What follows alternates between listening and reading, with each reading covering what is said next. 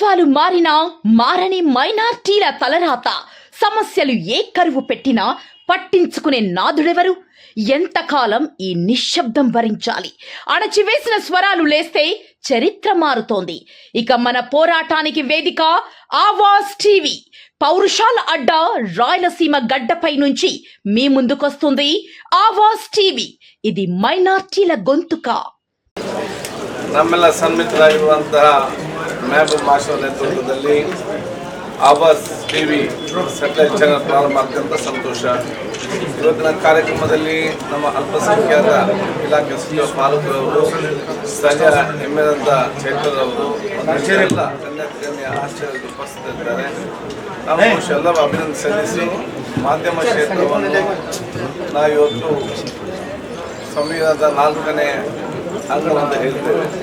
ಅದು ಯಾಕೆಂತ ಹೇಳಿದ್ರೆ ಬರೀ ಅವರೊಂದು ಮಾಹಿತಿ ಕೊಡ್ತಾರಂತ ಮಾತ್ರ ಅಲ್ಲ, ಮಾಧ್ಯಮ ಕ್ಷೇತ್ರವು ಇವತ್ತು ಮಾಹಿತಿಯೊಂದಿಗೆ ಸಮಾಜದಲ್ಲಿರುವಂತಹ ಆ ಎಲ್ಲ ವಿಚಾರಗಳನ್ನು ಜನರಿಗೆ ಮುಟ್ಟಿಸುವ ಜೊತೆಯಲ್ಲಿ ಸಮಾಜದಲ್ಲಿ ನ್ಯಾಯ, ಸಮಾಜದಲ್ಲಿ ಸತ್ಯ, ಸಮಾಜದಲ್ಲಿರುವಂಥ ಇತಿಹಾಸವನ್ನು ಸ್ಥಾಪಿಸಿ ಅದನ್ನು ಜನರಿಗೆ ಮುಟ್ಟಿಸುವಂಥ ದೊಡ್ಡ ಮಟ್ಟದ ಜವಾಬ್ದಾರಿ ವಹಿಸುವಂಥ ಕ್ಷೇತ್ರ ಮಾಧ್ಯಮ ಕ್ಷೇತ್ರ. ಅದಕ್ಕಾಗಿ ಇವತ್ತು ಇದನ್ನು ಸಂವಿಧಾನದ 4ನೇ ಒಂದು ಅಂಗವಾಗಿ ನಾವು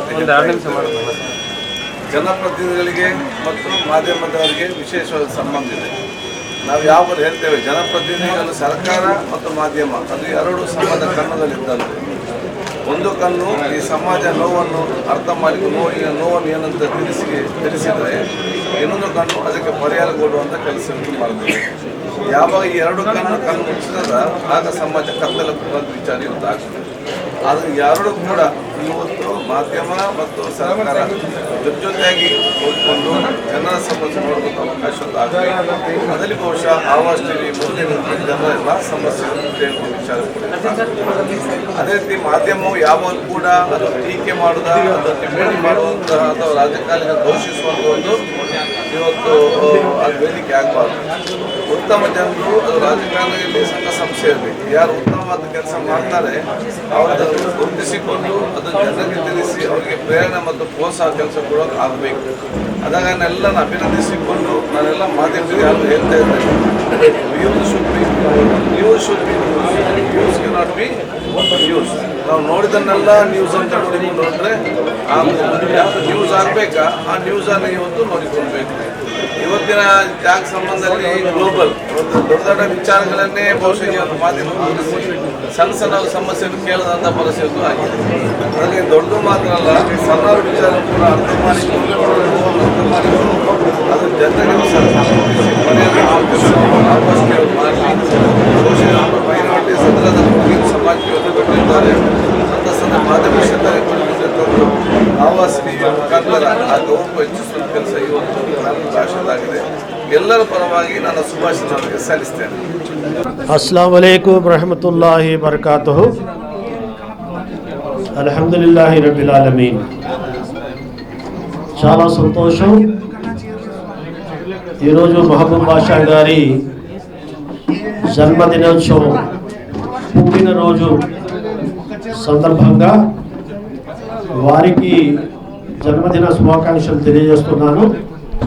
అంతేకాకుండా వన్ టీవీ గతంలో చాలా రాష్ట్రంలో అనేక సమస్యలు లేవనెత్తింది, అనేక కార్యక్రమాల్ని ప్రజల ముందుకు తీసుకొచ్చింది.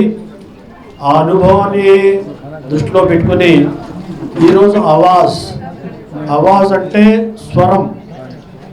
ఈరోజు ఎవరైతే పేద బడుగు బలహీన వర్గాల వారు ఉన్నారో, మరి ముఖ్యంగా మైనారిటీ వర్గాల యొక్క స్వరాన్ని, వారి ఆలోచనల్ని, వారి భావాల్ని మరి ప్రభుత్వ దృష్టికి తీసుకురావడానికి, అదే రకంగా ప్రభుత్వం చేస్తున్న అనేక సంక్షేమ అభివృద్ధి కార్యక్రమాలు అర్హులైన వారి పేదవారికి, మైనారిటీ వర్గాల వారికి అందే రకంగా కృషి చేయడానికి ఈ ఆవాజ్ టీవీ తప్పనిసరిగా సఫలీకృతం అవుతుందని ఆ అల్లాహు తాలాని ప్రార్థిస్తున్నాను. సమాజ సేవ చేయాలంటే చాలా సందర్భాల్లో చేయొచ్చు. ఈనాడు ఆ సమాజ సేవ టీవీ ఛానల్ ద్వారా ఈరోజు సోషల్ మీడియా బాగా పెరిగిపోయి ఉంది. ప్రతి అంశం కూడా ప్రజల ముందుకు వచ్చేస్తుంది.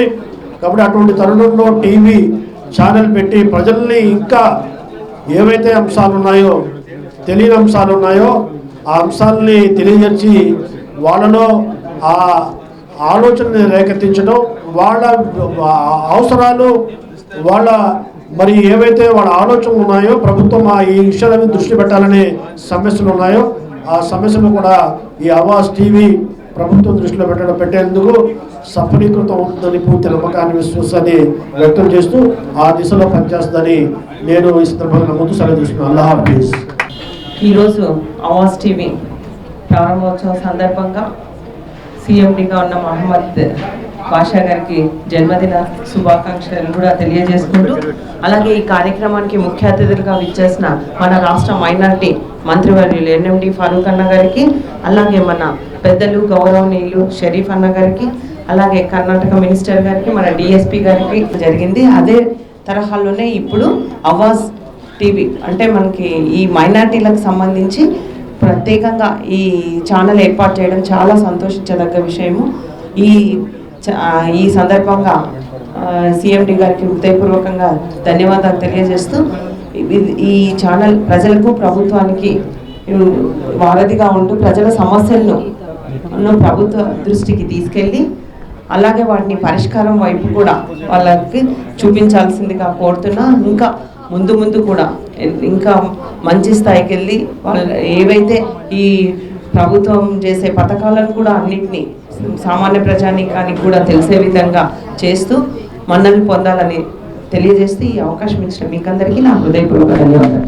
ప్రభుత్వాలు మారినా మారని మైనార్టీల తలరాత, సమస్యలు ఏ కరువు పెట్టినా పట్టించుకునే నాదుడెవరు? ఎంతకాలం ఈ నిశ్శబ్దం భరించాలి? అణచివేసిన స్వరాలు లేస్తే చరిత్ర మారుతోంది. ఇక మన పోరాటానికి వేదిక ఆవాజ్ టీవీ. పౌరుషాల అడ్డా రాయలసీమ గడ్డపై నుంచి మీ ముందుకొస్తుంది ఆవాజ్ టీవీ. ఇది మైనార్టీల గొంతుక.